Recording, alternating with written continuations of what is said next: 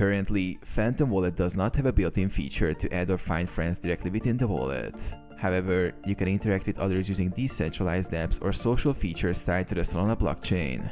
Here's how you can connect with others in the ecosystem. Share wallet addresses. Your wallet address is public and can be shared with friends. To find your wallet address, open Phantom Wallet and copy your address from the top of the interface. Share your address with friends to receive transactions or interact in shared blockchain activities.